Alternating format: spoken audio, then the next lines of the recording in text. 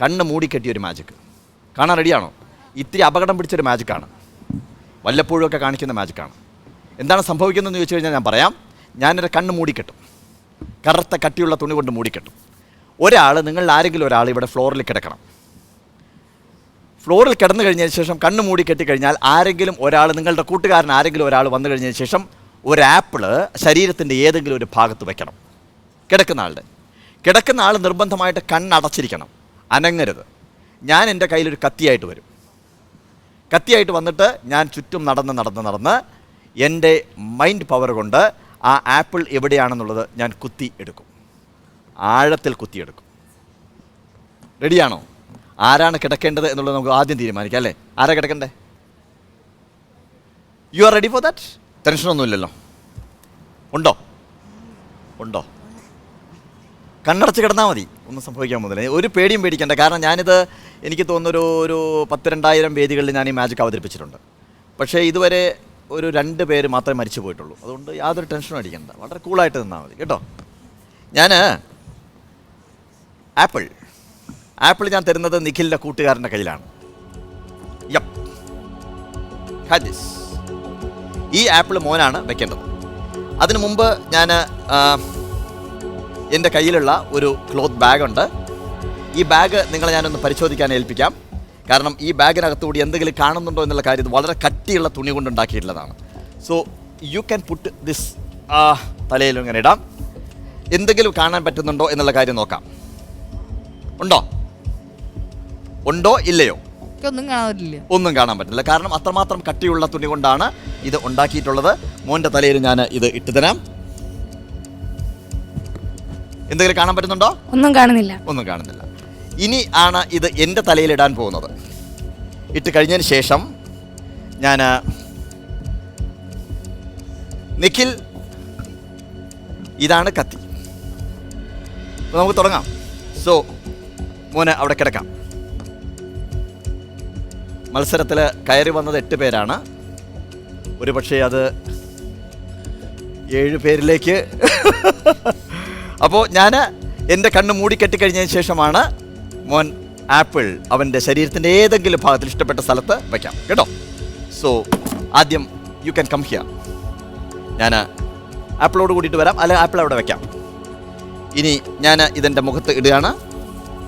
So മോന ഇത് ഇങ്ങനെ കെട്ടാം.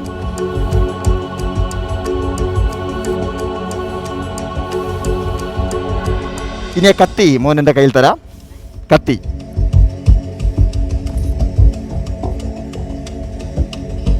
Apple നിഖിലിന്റെ ശരീരത്തിൽ എവിടെയെങ്കിലും വെക്കാം.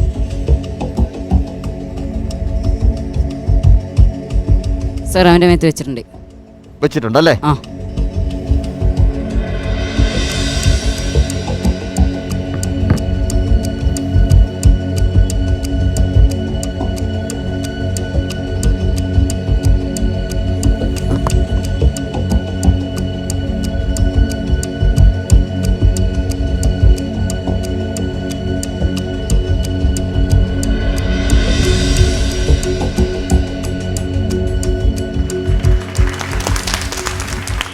പെർഫെക്റ്റ് അല്ലേ? So thank you very much. And അഴിക്കാം ഇത്. നിഖിൽ ധൈര്യമായിട്ട് എണീക്ക്, ചാടി എണീക്ക്. ആ കെട്ടിയോ? So thank you very much Nikhil. ധൈര്യത്തിന് കൺഗ്രാജുലേഷൻസ്. നല്ല കയ്യടി കൊടുക്കും നിഖിലിന്. ഇത്രയും കുട്ടികളുണ്ടായിട്ട് ധൈര്യമായിട്ട് കടന്നു വന്നില്ലേ? Hats off. Very good.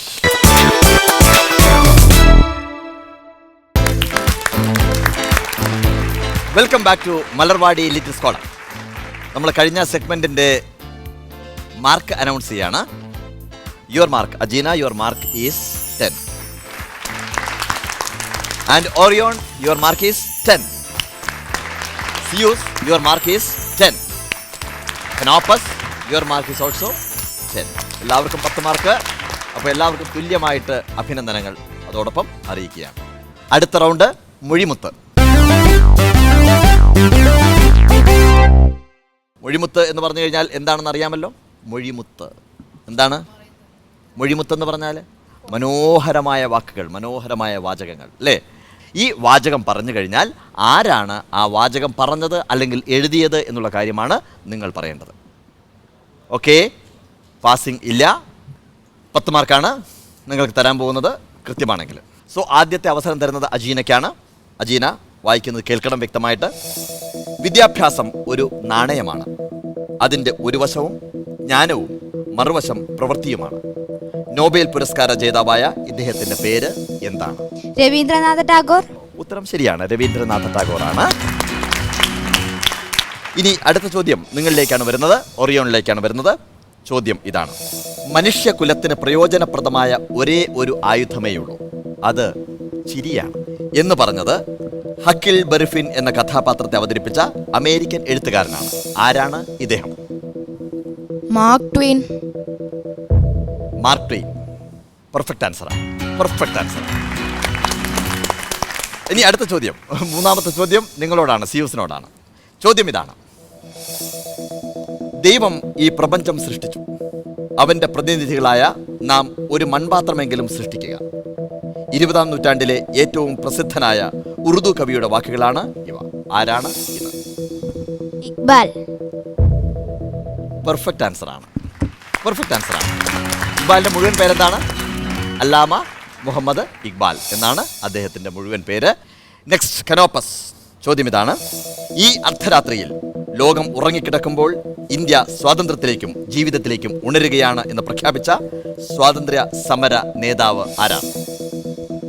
Pandit Jawaharlal Nehru. Pandit Jawaharlal Nehru. Perfect answer.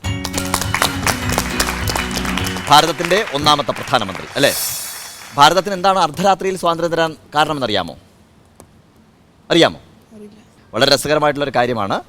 ഈ ഓഗസ്റ്റ് 15 എന്ന് പറയുന്ന ദിവസം ബ്രിട്ടീഷുകാരെ സംബന്ധിച്ചിടത്തോളം വളരെ പ്രധാനപ്പെട്ട ദിവസമാണ്. കാരണം ജപ്പാൻ ബ്രിട്ടീഷുകാരോട് അടിയറവ് പറഞ്ഞതിൻ്റെ ഓർമ്മ ദിവസമാണ് അന്ന്. അതുകൊണ്ട് തന്നെ ഓഗസ്റ്റ് 15 സ്വാതന്ത്ര്യം കൊടുക്കൂ എന്നുള്ളത് മൗണ്ട് ബാറ്റൻ പ്രഭു പ്രഖ്യാപിച്ചു.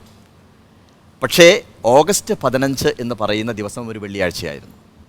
അത് ഒരു ജ്യോതിഷ പണ്ഡിതൻ വന്നു കഴിഞ്ഞതിന് ശേഷം പറയുന്നു, ഓഗസ്റ്റ് 15 എന്ന് പറയുന്ന വെള്ളിയാഴ്ച ആയതുകൊണ്ട് നല്ല ദിവസമല്ല, അതുകൊണ്ട് അത് മാറ്റണം എന്ന് പറയുകയാണ്.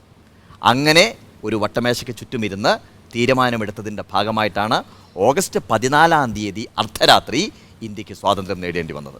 ഒരു അർദ്ധരാത്രിയിൽ ഇന്ത്യക്ക് സ്വാതന്ത്ര്യം പ്രഖ്യാപിക്കപ്പെടുകയാണ്. മനസ്സിലായില്ലേ? അപ്പോൾ തന്നെ മനസ്സിലാക്കേണ്ട കാര്യം എന്താണ്? ഇന്ത്യ അന്ന് മുതൽ തന്നെ അന്ധവിശ്വാസം കൂടെ കൊണ്ട് നടക്കുന്നു എന്നുള്ളതാണ്. ആ അന്ധവിശ്വാസം ഇപ്പോഴും ഇന്ത്യയിൽ നിന്ന് വിട്ടുപോയിട്ടില്ല അല്ലേ? നിങ്ങളൊന്നും അന്ധവിശ്വാസികളൊന്നും അല്ലല്ലോ.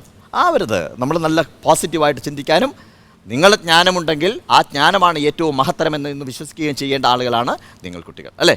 Very good.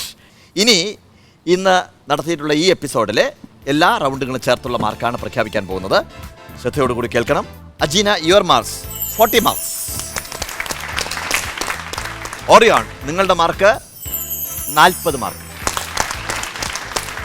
സിയോസ്, your marks once again 40 marks.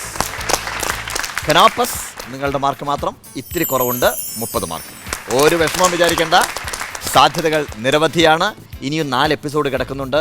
നമുക്ക് ഗംഭീരമായിട്ട് അടുത്ത ദിവസം വരുമ്പോൾ ഗംഭീരമായിട്ട് മുന്നോട്ട് പോകാം കേട്ടോ. നമുക്ക് അവസാനിപ്പിക്കാം ഇന്നത്തെ ഈ എപ്പിസോഡ്. നമുക്ക് വീണ്ടും നമ്മുടെ പ്രേക്ഷകരെ കാണാം നാളെ. Good bye.